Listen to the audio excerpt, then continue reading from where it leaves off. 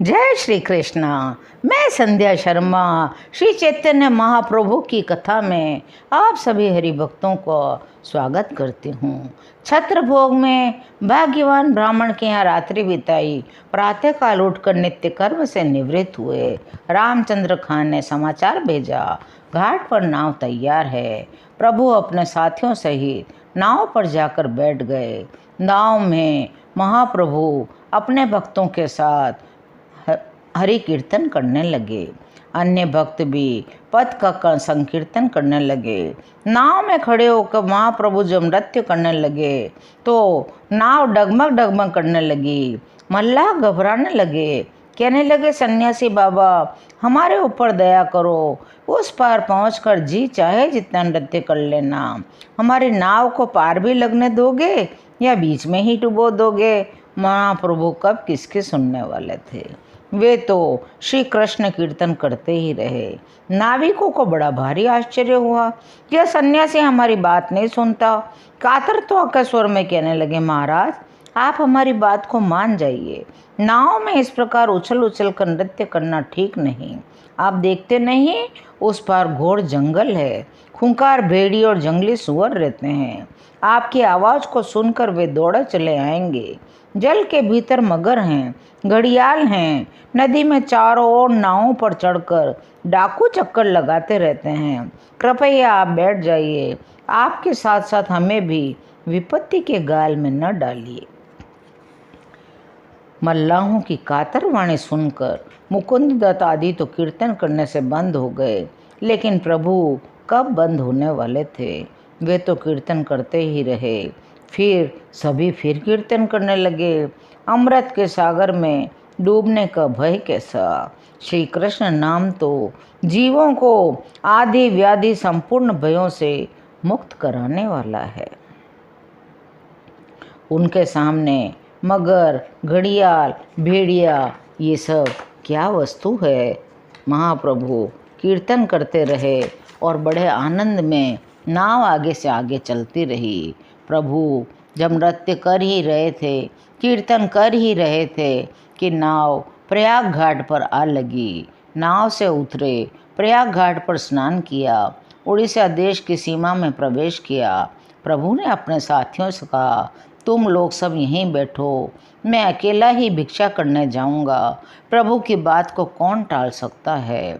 अब तो कुछ कुछ लोग सीखने भी लगे हैं कि बंगाल में, उड़ीसा में बने बनाए अन्न की भिक्षा देने की परिपाटी नहीं है। भट्टाचार्य ब्राह्मण सन्यासी को बने बनाए सिद्ध अन्न की भिक्षा देने लगे हैं। पहले लोग सूखा ही अन्न भिक्षा में देते थे। प्रभु जिस भी द्वार पर जाते, नारायण हरि कहकर आवाज़ लगाते, वही बहुत सा अन्न लेकर उन्हें देने दौड़ा चला आता। प्रभु का अद्भुत रूप लावण्य को देखकर सभी स्त्री पुरुष चकित रह जाते। एकटक भाव से प्रभु को निहारते रहते। जिसके घर में जो भी उत्तम पदार्थ होता वही लाकर वह प्रभु की झोली में डाल देता। अपनी भरी हुई झोली को लेकर बाहर बैठे हुए अपने भक्तों के समीप आए। नित्यानंद जी भरी हुई झोली को देखकर हंसने लगे।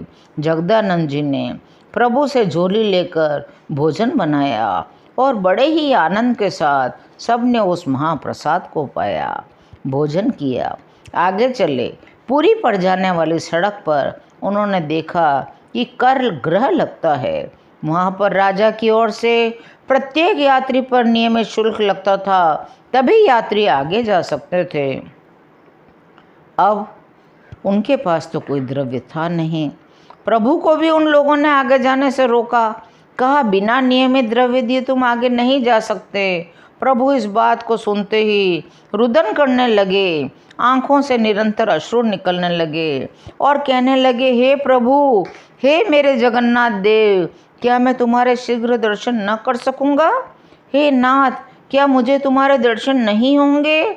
इतना करुण क्रंदन सुनकर उस पाषाण हृदय अधिकारी का भी हृदय पसीज उठा।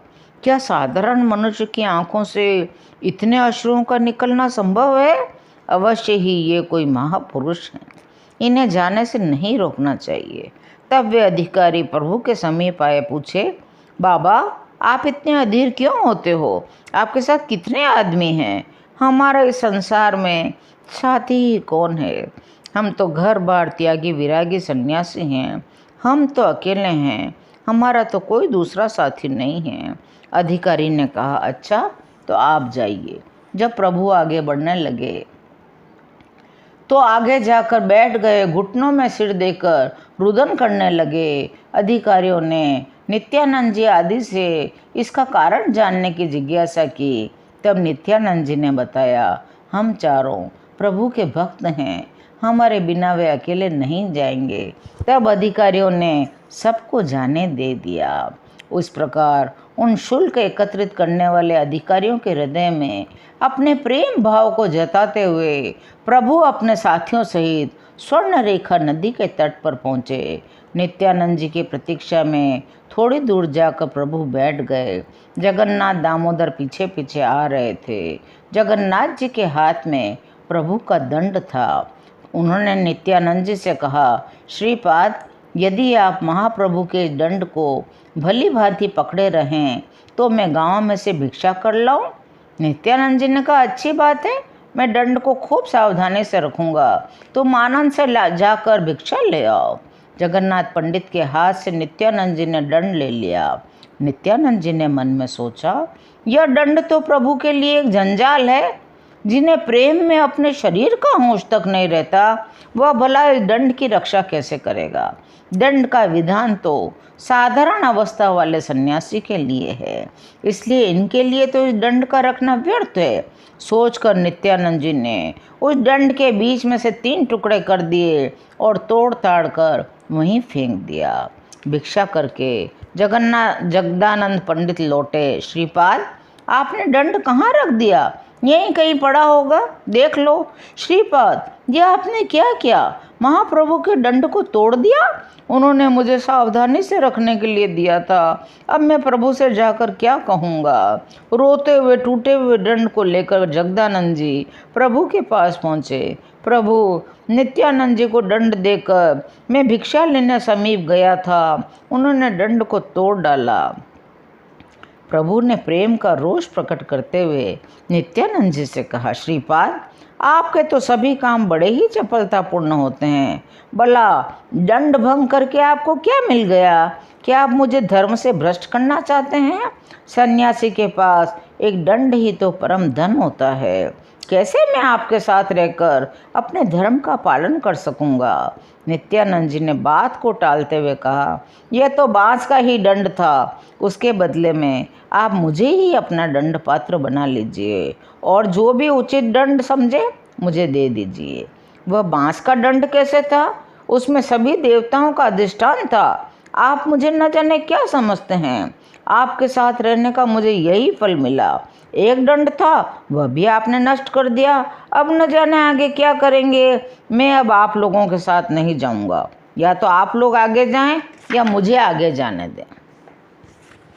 मुकुंद दत्त ने कहा, प्रभु आप ही आगे चले। इतना सुनना था कि प्रभु दौड़ मारकर आगे चलने लगे। दौड़ते दौड़ते जलेश्वर नामक स्थान पर पहुँचे।